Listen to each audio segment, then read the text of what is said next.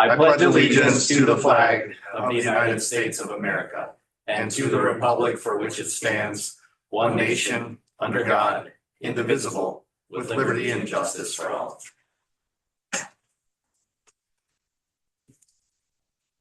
All righty. So 3.0 is the approval of the meeting agenda. I'll make a motion to approve the agenda. I'll second. Any discussion? All those in favor? Aye. Aye. Opposed? Agenda's approved. All right, 4.0 are acknowledgements and recognitions. I would just like to acknowledge that today was the 67th day of school for all those who recognize such an occasion. All right, 5.0 are recognition of visitors. How many days? 169. Holy man. But 6'7", Eric, 6'7". He doesn't So have a- Christmas is nowhere near half. You just missed it. You just missed that phenomenon. Huh. Too bad. That's all right. Well, 6'7", 6'7". Oh, I get it. you don't have a first grader? I don't have a first grader, but I've heard plenty about this. All right. All right. Well, hopefully that doesn't become like a TikTok meme, but you know, if it does, so be it. All right. You or me? Perhaps both of us. I can This whole handle thing. that. This could be a super cut. All right. So 5.0 are recognition of visitors and Again, I'll community film. comments. It's been filmed. Someone- It's probably already up there. Old guys talk 6'7". Someone down there filming. So welcome everybody to the December 2025 ISD 166 school board meeting. Glad to have you here in the room and those of you online. Appreciate you being with us. And our community comment section is an opportunity for the public to address the school board on an item included in the agenda in accordance with the guidelines printed at the end of the agenda. And we don't have anyone signed up tonight, so we'll move on to 6.0, which are our reports. The first one up is the principal's report. Mr. Belangi, hello, good evening. Good evening, everybody. Yeah, it's been busy at school, as already stole a thunder on that, but it was the 67th day of the school year. And there was a lot of fun excitement with the elementary. Lunch was really fun, to say the least. And also last week, we had a representative from the 1854 Treaty Authority come and work with our K-3 students. Spent the day here, and it was a combination of classroom lessons that focused on food webs, and then they went outside and talked about ecology and fur bears and that type of stuff. And so Teague was here and had a great time. The kids had a great time, and it was really sweet when the representative was leaving. She did comment like just how like loved and nurtured the kids seem, and she really wanted to come back and continue doing this work with the kids. So they had a really fun time with that. And then we did this last year, and we're going to do it again this year in Sawtooth. The last day on the 23rd, we're going to end the day just in the ACA with a movie with all the kids, and we're going to have hot chocolate and that type of stuff. Just kind of a fun way to send them into break. And then in the middle school and high school, winter activities are in full swing. I'm sure Greta will mention that, but we got a boys basketball game again next week, Friday, home game. And then our band concert is next week on Thursday. And so the middle schoolers, I believe, are set to start at 6:30. When they finish up, the high school students will perform. And then our middle schoolers, as they usually do, right before winter break, have another one of their exploratory days. So they're signing up for a bunch of different activities in the community, curling, card making, winter survival skills, and they spend the afternoon on the 23rd doing that again as we head into winter break. And then the community reminder is just winter break coming up, and it's not until it doesn't start until the 24th, so a little unusual winter break due to all the construction and stuff, but 24th, and then they'll be back on Monday, January 5th. That's what I have for y'all. Awesome. Questions? Great. Well, thank you so much. Have a great break. Yes. All right, 6.2 is our student school board member report, Ms. Greta Youngdahl, and I should recognize and acknowledge that this is Greta's final school board meeting. She has served an entire year in this role. starting as a wee junior, and now she's a big senior. Providing that student perspective here, which we really appreciate, and we appreciate you taking the extra time to do this every month. I know you've got a lot going on, and you know, it's an extra bit of work you don't get a grade for or anything like that, but it's important and we appreciate you doing it. So thank you. Yeah, you're welcome. Thank you. We appreciated having you. And actually, before you get into your report, we got you a little memento to take with you. Carrie's not here yet, so we'll have to get her to connect with you to sign this, but something for you to Awesome. read, and I've read this book. as you kind of go on to the next phase, you know, keep us in the loop. And I think we should probably put you on the spot before you give your report. What do you have kind of coming down the pike here at the end of your senior year? That is a really good question. I don't know. I've applied to like 6 different schools. I don't know what I want to do or where I want to go or anything like that. I'm just kind of going with the flow. Okay, but you're applying to schools, so you're thinking you'll go I'm gonna do sort of something. school after. Yeah. Yeah. I don't know what, but I'm gonna do something. Okay. Are all these schools in Minnesota? No, some of them I applied to like 3 or 4 that's like in state, and then I applied to like fun schools that we'll see if I end up at. Okay. Cool. Okay. Alright. Hello everyone and happy December. It's hard to believe we're already a couple of weeks back from Thanksgiving break and heading into the final stretch of the semester. Even though December is just getting started, there are still plenty of things happening around the school that are keeping students busy, involved, and in the holiday spirit. One fun highlight is this month we have dress up days. So every day there's like a different thing, like fun socks or things like that. So students have something to look forward to each morning, and it's a great way to spread cheer throughout the building. Our sports teams have been off to an exciting start. Last Friday, the boys basketball team hosted their first home game, and they came out with an impressive win against Bloodwood. And then it was also great to see our cheerleaders back in action. They had some stunts and flying things. It was pretty crazy. And with the recent snowfall, our ski teams have been outside practicing, and tomorrow the Alpine team gears up for their first race against, but at Giants Ridge. And then also tomorrow, our boys basketball team will be traveling to Cromwell to take on the Cardinals. So if you happen to see any of the boys, make sure to wish them luck. And our girls team recently got a new coach, which is super exciting news for them. And they'll officially kick off their season with a game next Thursday. Middle school has been busy as well. Right before Thanksgiving break, the 6th graders took a field trip to the state capitol and they got to see it play. And I was talking to their teacher, and she said that they had like the best time ever, and they loved seeing the play and the story that they read like come to life. And then they made thank you cards for the Education Foundation, and they had a lot of good things to say. And then looking ahead, middle schoolers have an exploratory day on December 23rd, as Mr. Belanti mentioned. We also have upcoming events in the arts. He also mentioned how there will be a band concert next Thursday. So that's exciting. And yeah, that's like all I have. So students are busy. We're all busy. And yeah, so thank you guys for letting me come to your meetings and talk to you. It's been a pleasure. And as always, if you have any questions, feel free to email me. Well, thank you.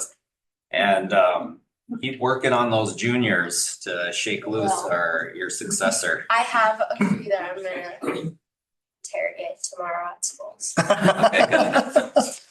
Good. Yeah. Thank you guys. Thanks, Thank you. Greta. Have a good meeting.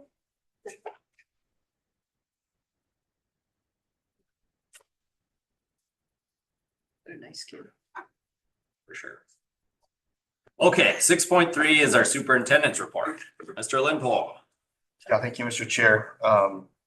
Just a few things to mention. One, we received a notification from MDE about 2 weeks ago that there is going to be a second round of the Native Language Revitalization Grant. And so it is my intent to work with Eric and Anna DeShaw to write another grant application that will hopefully augment the amazing work that is already happening at Sawtooth Mountain Elementary in our secondary building with Ojibwe language and culture. Hopefully we'll get the grant. We're brainstorming right now about exactly how to sculpt it, but it's due, I think, on the mid-January, it's like the 16th. So we've got a little bit of time yet to get some of those details worked out. And then last night, the LIEC met up in Grand Portage and did their hard work on the IPP, the Indian Policies and Procedures. That is a document that we approve every single year. For the LIEC approves it, and then the school board approves it, so we could submit it with our impact aid application, which accounts for $300,000 to $400,000 in revenue each year. For those that don't know about impact aid, it applies to districts that have a lot of federally owned land. So districts with national forests, districts with military bases, districts with reservations. And there's different ways to apply to qualify for funding. And we've been doing this for as long as I know of. So it's an annual process. I expect that the board will see that document next after break. The LIAC is going to meet again, I think on this like the second weekish of January. And then our meeting, I think, is January 22nd. And that's when we'll look at it and hopefully just approve that. It has to be submitted with the grant application in early February. And then lastly, I wanted to highlight kind of a celebration. I sent out an email today to all of our staff because I realized, you know what, we have a lot of new faces joining our team as we flip into January, and they just kind of happened over the last month. And so to help people welcome in these new people, Haressa England will be our new school office administrative assistant as Cindy Everson steps into retirement.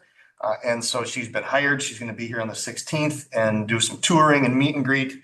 And then we're actually going to start her on January 5 and Cindy retires on January 16. So there'll be like a 2-week overlap of employment to try to get up to speed as much as we can. So we're excited to welcome Teresa to Cook County Schools. She has a place to live. She got one of the Heights apartments and then had that lined up before she applied for the job. We signed a contract recently with North Shore Health for in-person OT and PT services 1 day each week, and that starts in January. Anna Sorensen, will be providing the OT services on Tuesdays and Fridays, and Kelsey O'Neill will be providing PT services on Tuesdays and Thursdays. So that's an expansion of in-person services for our kids to reduce our dependence on virtual services. After I just said that, Becky Lemire, she is a virtual elementary special education teacher, and she started in October. She's currently working with 14 elementary students. And then we recently signed a contract with Sawtooth Mountain Clinic. I think we did that in October, if my memory's right. And so Lindsay Gao and Anna Ross, they have started being here on Wednesdays. They actually used this room with the wall up, and they work with some of our students providing behavioral health services. And then last but not least, I'm happy to share that Greater Minnesota Family Services, which is who holds the contract for Lisa Sater, a mental health therapist. This last time we approved that contract, we approved 2 FTEs, but it's only been Lisa this whole time because they've had this position posted for over a year. And lo and behold, they have an applicant, Naomi, I believe it said Penka. She's coming our way. Her husband has a job with the Forest Service in Tofte, and she does mental health counseling. So she will work under the supervision of Lisa Sater and double the therapy being offered here in our school for mental health. So all super exciting. It's all kind of trickled, and that's a lot of new faces that are stepping into our school mid-year. They're all celebrations because we need those supports. Fantastic. What I got. All right, thank you. Okay. Terry's on her way. She had parent conferences tonight, so that's why she's late. Gotcha. She'll be here soon. Good night, Josh. Okay, 7.0 is our consent agenda. If there's anything that needs to be pulled for further discussion, speak now. Otherwise, we need a motion. I'll make a motion. I'll second it. Any further discussion? All those in favor? Aye. Aye. Those opposed? Motion carries. Consent agenda is approved. All right, 8.0 are discussion and action items. I'm just gonna point out real quick that 8.6 is our truth and taxation meeting, which we are required to hold at our truth and taxation presentation at 6 p.m. So depending on how things progress here, whenever 6 p.m. rolls around, we might reorder things in order to make that happen. And then we'll jump back in wherever we are at that point. Okay, so we'll just get going here with 8.1, which is to accept the expenditure and revenue report for November of 2025. It's here in our packet and also here in the room. It's Teresa Oberg. Do you want me to run around and Well, speak once? whatever. Doing double duty tonight. We got migraine. I don't have it in front of me, but I will look behind me. Similar to last month, we're tracking with our revenues and expenditures. The noted increase in revenue was the tax payment that came early, but it's also a larger tax payment because we have referendum funds that we'll have to be paying out in January. So those payments will go out in January. So that's kind of where that discrepancy or difference is from previous year. Other than that, it's pretty, I think I put on there up on the top, it was 41% of the year. But most things are gonna look like 30% because the school year starts in September. So we're not quite at the end of the year, kind of spikes, balloons, shall I say, when teachers get paid out their full salaries. Right. Because of our fiscal year being January to June, or excuse me, July to June. Unless you have any other questions, we can move on because there's lots on the agenda. Does anybody have any questions? All right, just need a motion. I'll make a motion to approve the expense and revenue report. I'll second. Any further discussion? All those in favor? Aye. Aye. Those opposed? Motion carries. Thank you very much. Okay, 8.2, we've got our buy on sale finance plan and presentation here from our friends at PMA or PMTA, as it is now referred to. PTMA, excuse me. Great, thank you. You can hear me okay and see the presentation on the screen? Perfect. Yes, thank you, Michael. Welcome. Yeah. Thank you. Yeah, just the explanation. We were PMA, we merged with a company named PTA, and now we're PTMA. So that's a fresh change in the last year. And we don't get any points for creativity. We're finance people. So I gotta point out real quick, Michael, sorry. This summer I had a customer that I was talking to up at my business, and as we were discussing things, they mentioned that they worked in public finance projects, whatever. And I was like, oh, interesting. What's the name of the company? We were doing a shuttle drive together. And they were like, oh, PTMA. And I was like, oh, interesting. I know an organization called PMA. They were like, oh, it's actually the same. So one of the people that work in the organization, we shared a fun little small world moment this summer. awesome. Well, I'm glad my colleagues are enjoying the North Woods of Minnesota. So that's awesome. And I wish I was there tonight. So I appreciate you being flexible to allow me to do this on the video. So I'm going to start, just congratulations on the successful vote here back last month on the referendum. And that's the start of this. And I know we went through this process just a year ago. So hopefully some of this is a familiar tune for you. Related to, we now have the authority to move forward with the bond sale related to the $6,650,000 that was approved here this last month. In relation to the bond structure, this past spring, early summer, we had some conversations about what this looked like and how it related to the potential tax impact of this particular bond issue. So just a reminder of what that meant. On this particular chart, the dark blue colors are the blue and the green are your current outstanding bonds, and the yellow are the proposed payments. So each one of those bars is a payment in a fiscal year. And you can see that the yellow payments are smaller, and then the last year is a little bit larger as the other bonds pay off to be a total of 20 years.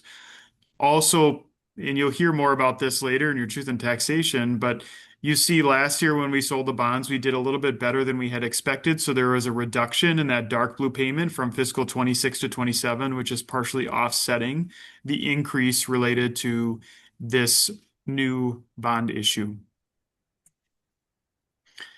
We've included in here also the sources and uses of funds. So the total, you are authorized to sell $6,650,000 of bonds based upon that ballot question. If you remember this process from a year ago, there is a potential to receive that much or slightly more depending upon how the bid comes in with reoffering premium. We also wanted to make sure that we were transparent in relation to the projected cost of issuing the bonds, which is shown here. As we think about that, going back to the referendum bonds on this structure, and what you'll hear later is that the tax impact that we shared with your public is going to be right in line with where the taxes come in for next year. And this last payment you see is a reduction from years 19 to 20 in the bond structure. And so because the interest rates have come down a little bit in the last 6 months, and so we're able to reduce the size of the last payment. So when you look at that truth and taxation and how the taxes come together for next year, we are right in line with where we shared that overall. And since we're going through this process, we also evaluate the school district's current outstanding bonds, and you have a bond issue that is callable, which means that you can pay it off and refinance it if the market would allow that in relation to lower interest rates. And based upon current market interest rates as we sit today, your 2017 bonds, which were also voter approved back almost a decade ago, are callable, which means we can prepay them, and there's $5.1 million outstanding. And if we pay them off after the cost of issuance today with current market interest rates, we're expecting you could save about $54,000 of money to the taxpayers of the school district. So it's not a massive amount of money, but because we're going through the process, I think it's important, and it does show good financial stewardship of the school district to try to save wherever we can. So we're proposing that you combine this as one bond sale, and there's efficiencies to doing it that way. The refunding would not be as efficient or work as well if we were doing it as a separate standalone issue, because this helps save on the cost of issuing the bonds. That savings, it's $54,000 total, but you can see here on this slide, there's a column for your current payments and the expected new payments. You take the current minus the new, you get this right savings column. So it's roughly $5,000 a year over an 11-year period of time that the savings will be realized for the school district. And so then when we combine the two issues together, you have about an $11 million bond issue with both the school building bonds and the refunding bonds together sold as one financing structure. In terms of the process to go through this, tonight you have a resolution, the next item on your agenda, to proceed forward with the bond sale. I'll get into more detail about that. Next week, we would proceed forward with the bond rating call, which is a call with Moody's Investor Service. They write a report about the school district's ability to repay the bonds. We go through that process in order to lower the interest rates. We would have the rating and the bond documents finalized here by the end of the year and released to the bond market. And our plan would be to sell the bonds, which is the date that we lock in the interest rate, on Wednesday, January 7th. And then we'd be back in front of the school board on January 8th to ratify the bond sale. And the money would be received by the school district on February 4th. So the resolution that you have in front of you here tonight does a few things. It approves proceeding with the bond sale. It also allows us to do an application to the State Credit Enhancement Program. This is a program where the state of Minnesota will pay back the bondholders if for any reason the school district cannot on the payment date. We don't expect you to need to use this, and you haven't ever used it in the past, but it does significantly reduce the interest rate on the bonds. It also allows for the reimbursement of any project expenses to the extent that you've had those to date on the project. In relation to the bond parameters, the bond sale would be approved tonight as long as we're within these parameters, such that the true interest rate or interest cost cannot exceed 5%. The school building bonds or the voter approved bonds cannot be more than the $6,650,000. The refunding bonds cannot be more than 5.2 million, and the refunding bonds must have a positive present value savings to the school district after the cost of issuance are included in the analysis.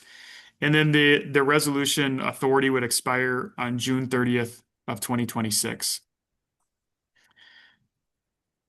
After this process goes forward, the next steps in the process is we'll continue as we have with your prior bond to understand how the funds will be spent as the projects are completed. And we will help you invest the money, and the money is held in a segregated account. These funds are not commingled with your operating funds of the school district. That's on purpose so that we can account for them separately. There are also other rules related to tax exempt bond issue proceeds, which we're talking about here. And many IRS regulations will help you monitor those and be in compliance with those regulations. So that's the presentation I had. I'm happy to take any questions about the bond sale, either the voter approved or the refunding, and then also the resolution that you have in front of you for action tonight.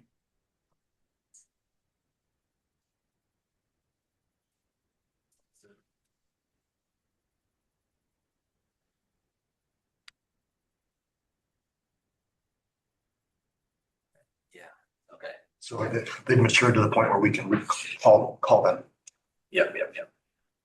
And it's lower interest rate. Is that so? slightly, barely. And it would not be cost effective to Michael can correct me if I'm wrong, but with $54,000, it probably wouldn't be worth doing on your own. But because we're going through the process, you can just tack it on. That's right. And that 5 million that are callable, when was that supposed to, was that 10 more years you said on that? 11. Yeah, it's the final maturity is in 2037, and we're not changing the bonds term at all. So, sometimes when you refinance a mortgage, you extend it out for a new 30 years or a new 15 years. We're not doing that here. We're keeping the same payment years as was previously included. Sure. Great. Capturing an opportunity.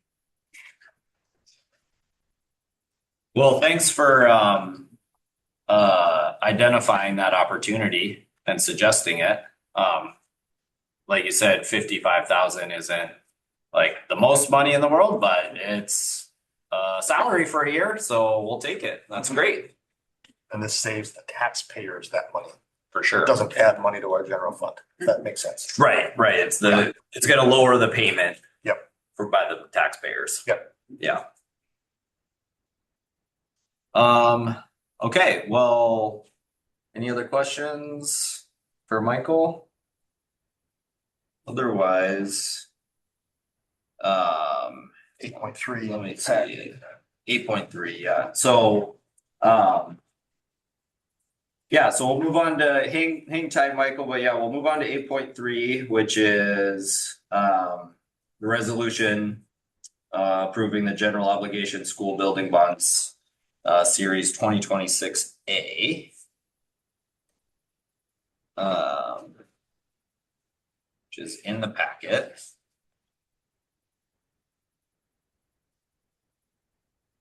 And Ignore the link on the top line. Go to the line below. Okay, Then you'll get it. okay, so we've got, okay, great, yep, I see that here. There's that resolution in your packet. And then the wording for the motion is in your tentative motions. You're approving the general obligation school building bonds series 2026A resolution as presented in the packet.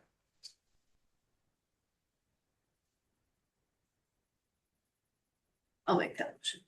Okay, I'll second. okay, further discussion? All those in favor? Aye. Aye. Those opposed? Resolution is adopted. All right. Thank you, Michael, and the PM, Thank you. calling you PMA still, the PMA team, sorry. Appreciate your help on this. Okay, all right, 8.4 is to approve the construction contracts. And let's see, we have Jason and Dave. Jason and Damian from ICS in the room. Sure. Chat about this. Welcome, gentlemen. So we did provide a construction recommendation packet to the group prior to the meeting here. Would you like us to provide an overview of the information that was in there? I think that's a good idea. Yeah. So that recommendation packet included the overall budget summary, which we've looked at several times as a group. A bidding matrix, which was the low bid contracts, including their alternates. A recommendation letter from ICS to proceed with the contracts based on those low bids and the alternates. The bid tabulation, which includes all of the bids that we received for the project, so like 15 bids. And also the bids that were submitted from the low bid contractors. So it includes all of that information. The budget summary includes the base contract value. So that initial value from the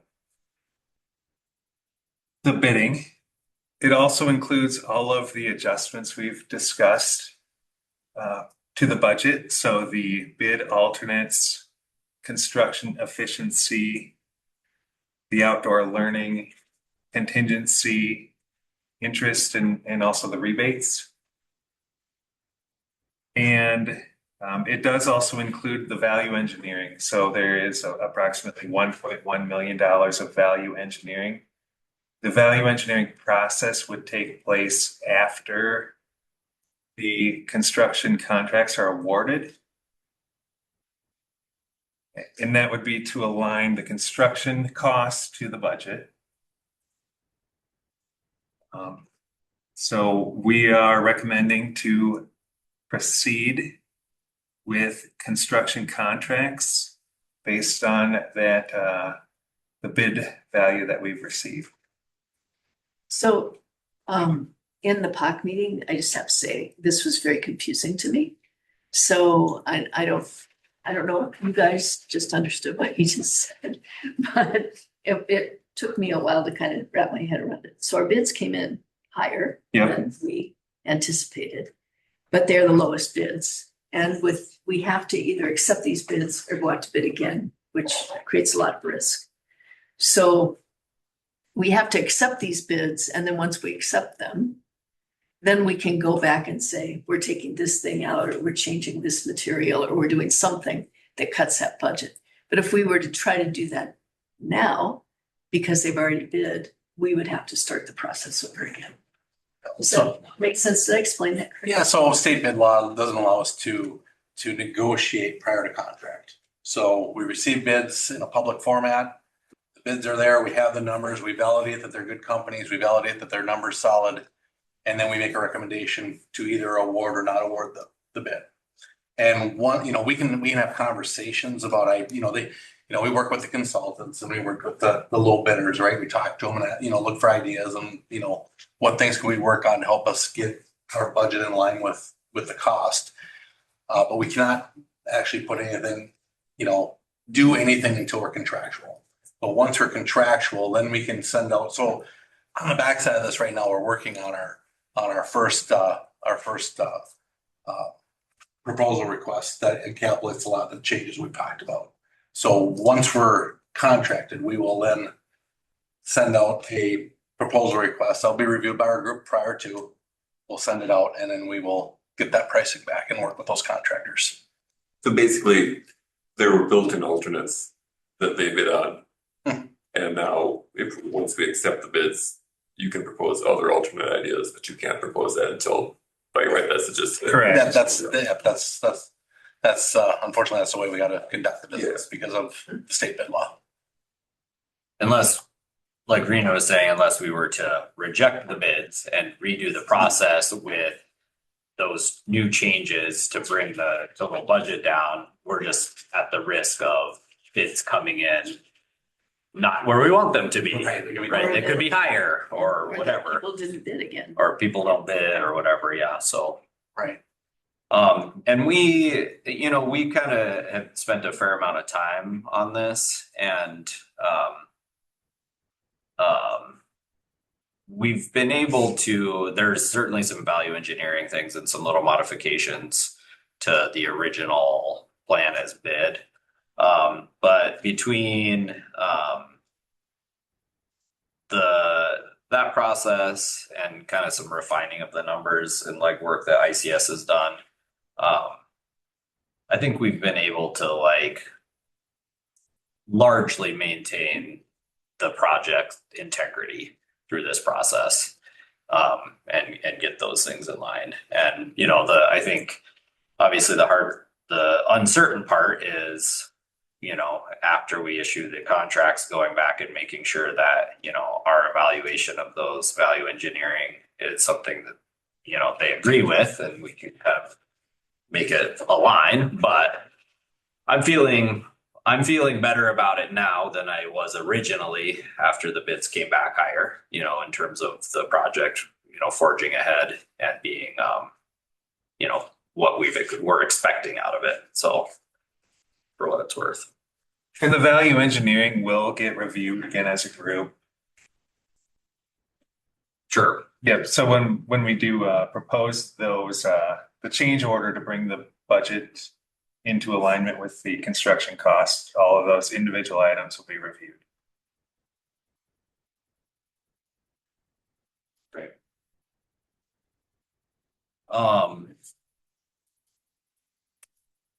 Questions from you guys that haven't been in the weeds as much on this?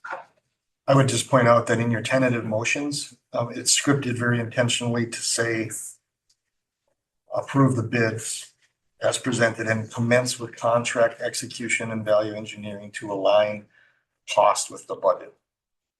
That commences after the bids are accepted. And we'll have majority of the items to review for the January 22nd meeting for review and approval. There's a couple items that we're looking at that may take a month longer or 2 months longer just because there's some more design included or involved with it.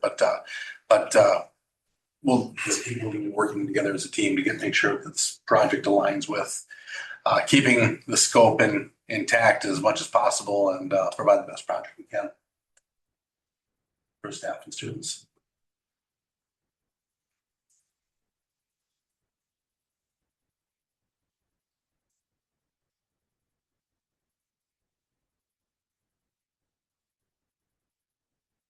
Right.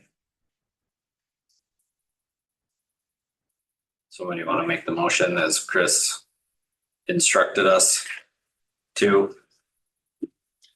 I'll make the motion, but I can't remember the exact wording. Paperback. The sheet behind your agenda, There you go. 8.4. Yeah, yes. That's the magic sheet. I don't know. That's your script, man. You've only been here a year. All right, I motion to approve construction bids as presented for County Schools ISD 166 project and commence with contract execution and value engineering to align the construction costs with the budget. Very nice. Second. Any further discussion? All those in favor? Okay. Aye. Those opposed? Motion carries. All right. Thanks, Quinn. Nice job. Thank you, gentlemen. Spoke this language. That cracks me up. That's where wordsmithing is verbatim. Memory. All right, you're up. You can have now you have got a treasure trove of things you can go back and read at night to Doing a lot of motions. learn language. That's awesome. All right, so let's see where we're doing on time. A quarter till. All right, so 8.5, we've got script to approve the ICS-AIA amendment here, and we've got Lori from ICS to talk us through that process. Hello, Lori. How are you? Good. How are you guys doing? Good. Thanks for being here. Good to see you. Thanks for having me. All right, so we've got this amendment to our existing professional services agreement. And if you want to just give us a brief overview, this is basically to account for the referendum that just passed. Correct. Yep. So this is the added scope. The AIA contracts, the original that has terms and conditions for the architect and engineers, the professional services, and the construction management. Those contracts were the originals were reviewed by the attorney a year ago, and actually it was the December 12th meeting, so that you guys approved those. And this would be an amendment to add the scope of work that was approved by the voters this November. So all the terms and conditions stay the same.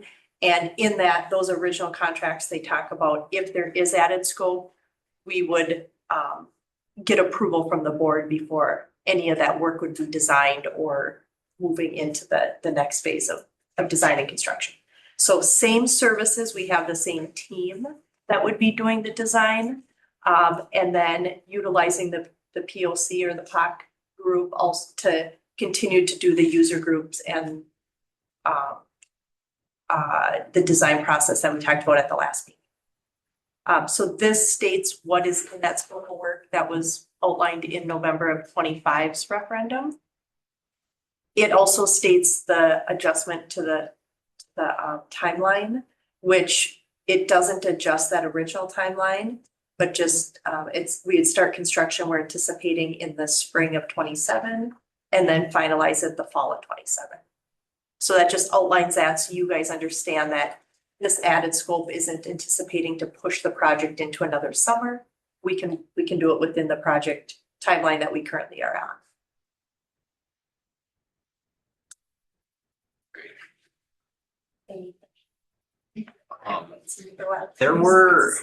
There were two contracts, two of these sort of AIA form contracts I thought that we signed a year ago. There's this one and then another one, but is this cover both of those or? Correct. So those two are linked together and then this would be an amendment to those two combined. Gotcha.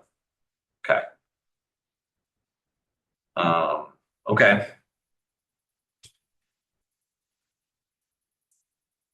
Just, motion Yep. to approve the ICS AIA amendment to include the scope.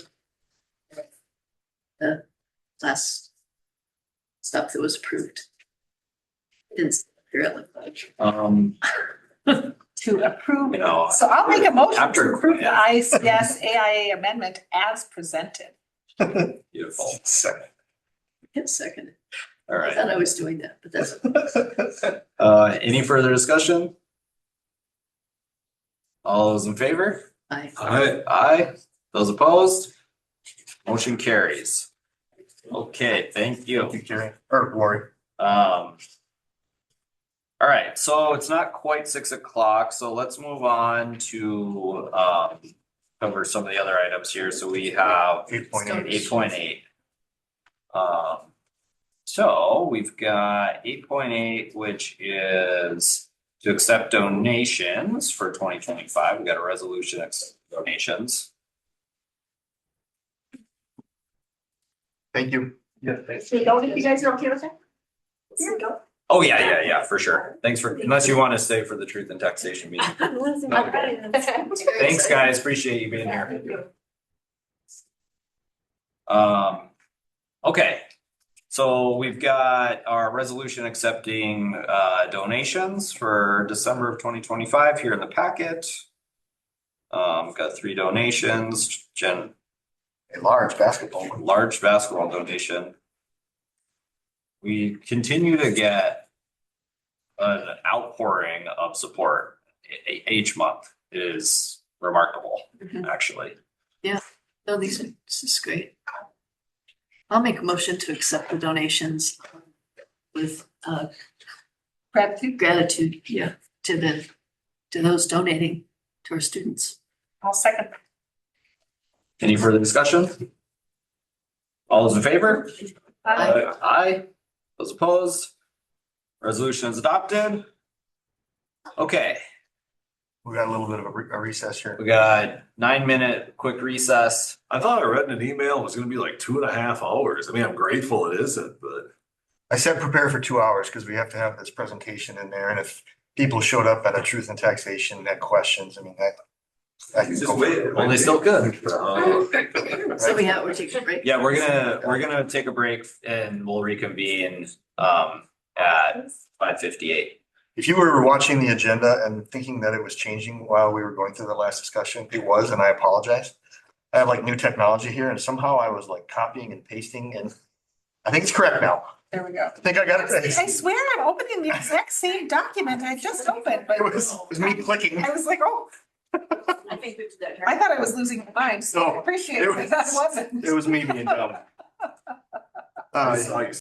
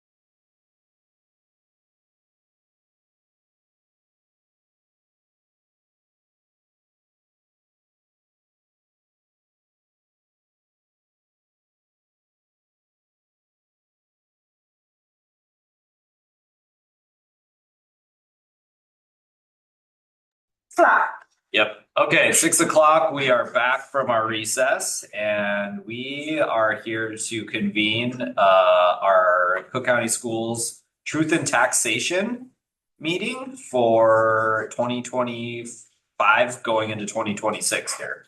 And we've got Teresa Holberg, the business manager here at Cook County Schools, to lead us through the presentation. Yes, good evening. Good evening. You are my audience because currently we don't have anybody, but maybe if somebody listens in, they will learn about the truth and taxation at the school. So procedurally, we have to do this every year. All taxing entities have to perform or offer a time to talk about the levy, to talk about our budget, and then offer opportunity for the public to ask questions. But everyone is always welcome to call me or email me with questions as I am available. Our levy cycle, we've seen this before, where we certify the levy in 2025, we pay it in 26, and then it is used in fiscal year 27. So if we were to look at a timeline on how that breaks down, they kind of bump up and down. If we go to the next slide. The school district has its own timeline as well as the taxpayers. It starts with the taxpayers. We, or anyone who is a property owner, receives a tax statement in the mail. Actually, it's a property valuation statement in the mail in April. And then in the spring, sometime after that, there is time where they can go to the county to challenge or ask questions about their property valuation. And then in the summer, we enter information into the state system that then in September, we certify so that the county will put that onto the tax statement. So in September, we certified a preliminary levy at maximum that generates numbers that are given to the county to put on tax statements that go out in November. This year, similarly to last year, the numbers that were put on the tax statements for proposed taxes also had a little statement. If you go to the next slide, had a little statement that said your school district scheduled to hold a referendum. So these numbers may not be correct, essentially, because if it is approved, these numbers are going to be higher. So that statement went out after the numbers went to the county, but then we had a referendum and the statement went out just after the referendum. So the new statement that will go out in March will have the actual tax numbers. So there's a little bit of this staggered movement as the school district as well as taxpayers get the information that go into the levy process. And yeah, we can move on to the actual property tax bases or valuation types. We talk about this often here at the school district with referendum market value versus net tax capacity. They're based on your property classifications. We kind of generalize some of them. Here at the school district, we often talk about them as residential, commercial, the agricultural property that would be the house in 1 acre, and then apartment buildings. So those would be the properties that fall under referendum market value. And those things generate funds if we have an operating referendum like we do. And then there's all other taxes that go under that particular classification. As far as the other valuation type, net tax capacity, that includes most all properties. So regardless of those classifications, the way that the tax is figured out is there's a class rate that then you multiply the class rate by your taxable market value to get the net tax capacity. So how much of the pie that you are responsible for. So if we go to the next slide, this just kind of is just a generalization of some typical types of properties and then using a $400,000 estimated market value. It kind of just gives that idea of, for a residential home, a $400,000 residential home, their taxable market value may have, like we have a homestead credit, so that would be reducing the taxable market value and then multiplied by that tax class rate would give the amount of net tax capacity. So that particular home would have the responsibility of $3,894 of the large net tax capacity of a whole. That would be their percentage, how to calculate their percentage of how much they owe on the levy pie per se. Equally with the referendum market value, their whole $400,000 value would be divided by the full referendum market value of the whole county to then figure out their percentage of the pie. So we can go to the next page. So speaking of that same $400,000 home in Cook County, this is currently the breakdown of the taxes for the pay 26 for this current levy. And it's at about $543. The top three components are based on net tax capacity. So those are the contributions to the pie that all property taxes or all properties are taxed on. And the bottom two are referendum market value. They include the voter approved operating referendum, as well as the categorical things like local optional, equity, the different things that the board can approve. So throughout the rest of the slides, we'll be kind of looking at that $400,000 home. So this is how our taxes have kind of shifted and gone. The cost of the home, they're kind of doing a comparison, trying to keep it like the same house. So the value changes a little bit. It's not a $400,000 house the whole entire time, but you can see that we had some retiring debt and going down. And then with the last 2 years, last year and this year, we have the approved referendums, which increase our taxes. If we roll to the next slide, we see that compared, this is last year, so pay 25, compared to our similar sized districts as well as our neighbors. So we are here on the far left, $492. That was last year for this $400,000 house. Comparatively to the state average, which is one in from the Duluth Public Schools, we're less than half of that as a whole.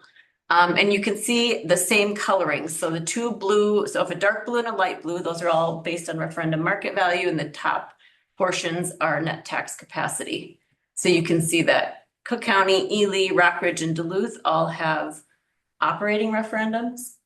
So so that we can use those funds for the operations of the school. And then, so some are voter approved, like the dark green, I believe, are the voter approved items. The light green are non-voter approved, board approved items. So it just kind of gives a look on the same $400,000 property across these similar or neighbored counties, school districts. So that is that's a $400,000 property in Hermantown. Yeah. Right, it's okay. Yeah. Yep. A year ago. A year ago, yeah, last year. How's for 700,000? Next center in Hermantown, it's actually. And then this is just another look at the amounts. So the net tax capacity amount, and then the referendum market value. So the total tax levy, has been kind of stagnant. And then you can see in the last 2 years, we have our voter approved referendums that is increasing our total levy. This pie just kind of looks at the data a little bit differently. It's just showing whether those funds are voter approved versus board approved. And so it's 84% voter approved, primarily because of the referendum, the 2 referendums that recently passed. And then if we were to compare last year to this year, you can just see the slight increase, and that is due because the two columns on the left are referendum market value. So those remain relatively flat. And then the three in the middle are net tax capacity. And so the increase there is largely due to the new referendum passing in November. And then here is just the detail of all of those numbers. You can note on the bottom, it shows that the total property tax levy from last year to this year increased by 11%. That isn't, the percent change to the levy does not equate to a percent change to the budget revenue, nor does it equal what what your individual taxes would increase. And that's property value dictates that. It just changes the amount of the levy. So if my property value goes down, our levy goes up, I still might have a slighter increase to my property tax obligation or piece of the pie than somebody else. So it's not, you can't look at that number and just say it's equal among all.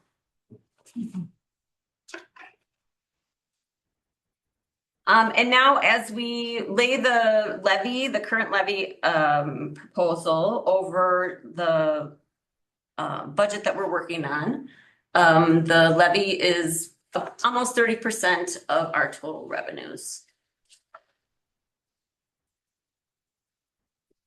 And if we look at our budget for this year that we're currently working on, we have a revenue of all funds of $12,812,000, and our expenses at $17 million. This was approved in June, and it was you could go back to our June meeting where we discussed through all the details of the budget.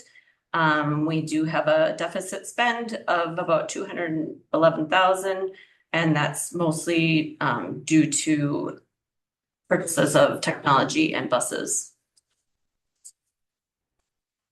And then if we looked at the revenue sources, revenues based on source, more than half of our revenue is generated from the state, from our Gen Ed formula.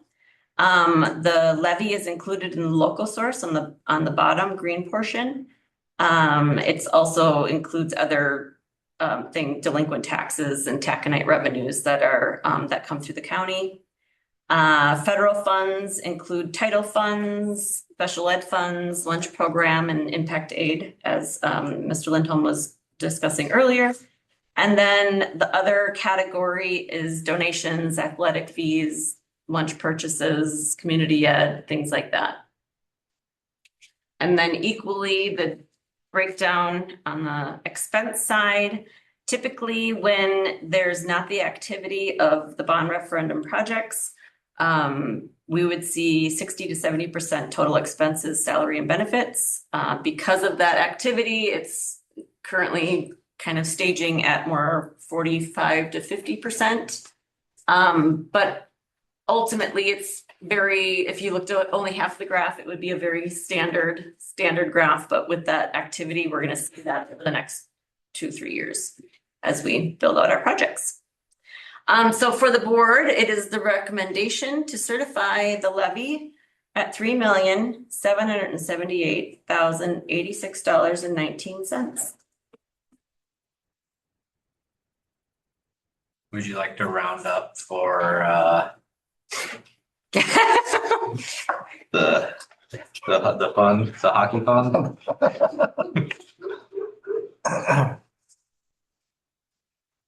All right, well, thank you. Any questions or comments for the truth and taxation presentation? I mean, I assume that on this kind of, you have that pie chart which is being kind of blown up by the capital expenditures. Yep. We're kind of tracking that sort of, it's all together here, but that's kind of pulled out. Correct. So it doesn't, as you're kind of running the standard budget, so that's not like overshadowing everything all the time. Correct. So if we go back just to that, yep. So Fund 6, is where all of that activity will happen. And currently, as you see here, there's not as much revenue as there are expenses. And that's because we, acknowledged all of the revenue last year when we sold the $24 million of bonds. So now that will be kind of that deficit spend continuously in that Fund 6. But yes, it's not commingled. As Michael Hart had said earlier, it's separated so that we can track it and, Yeah, the bottom line on this graph is funds 1, 3, and 5. That's what you really got to dial in on as a board. The state of Minnesota considers that our general fund, those 3 together. Is the, in the building construction fund, the revenue, is that the interest? Correct. 420. Yeah. That's pretty good. Mm-hmm. Okay.